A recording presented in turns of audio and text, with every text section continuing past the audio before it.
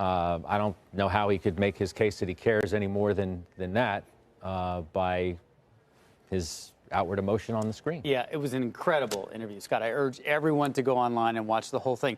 What surprised me about this also was that what really made him cry wasn't the fact that he has to pay a wealth tax, which is what everyone on Twitter is saying. What made him cry is that the country is being torn apart by divisive language on both sides. And he said, look, I'm willing to pay more. I believe in a progressive tax system. I believe the wealthy should be doing more. But the wealth tax is not the way to do it. You know, he is, it's hard not to, sort of defend who he is based on the fact that I've gotten to know him. We all kind of have. He's been a fixture on this network, and I think all of us know what he does in terms of trying to lift people up.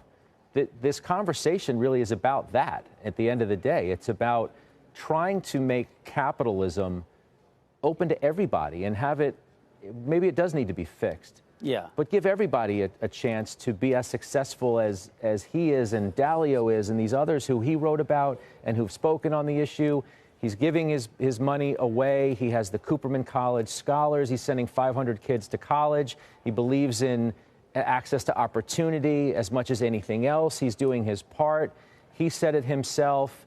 Elizabeth Warren's picking on the wrong person here. It seems like the debate is in how to make capitalism work for everybody, how to close that wealth divide that affects our country. I don't think it's about whether or not to have that wealth divide, but how to do it. And their approaches are very different. He made it clear, I'm doing things, but I would like to give away my own money and not have the government give away my money. And I think that distills a fundamental disagreement that is tearing not just the country apart, but the Democratic Party. And that is, he had this terrific quote from the economist Thomas Sowell, who said, what is your fare of what someone else has worked for? Right? Mm-hmm. That's number one. Elizabeth Warren said, Leon, you didn't build that. The school teachers that taught you, the roads that were built, the bridges, the infrastructure that allowed you to become a billionaire, that's what made you. There's no such thing in the Elizabeth Warren world as self-made billionaires. So therefore, you need to give back a lot. And that's the argument that I think the country is having. And that's why I think he quoted Jack Kemp as saying, Americans admire the wealthy. They want to be them.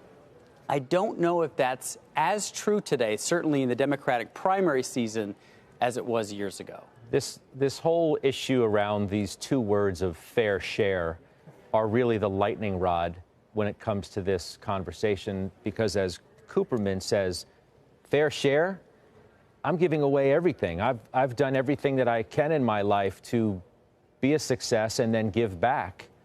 Yeah. What is fair share? Well, what is fair is, should he be making the decision about how those billions are spent, or should the broader public be making a decision? Now, some people say, okay, to argue that billionaires should get more and therefore control the way it's spent through philanthropy, as opposed to giving their tax dollars to a country that will then democratically decide how it should be spent, they may not have the same priorities. So people would say, in that sense, just saying I'm giving back through philanthropy doesn't really cut it, because that's not truly the way democratic wealth should be distributed.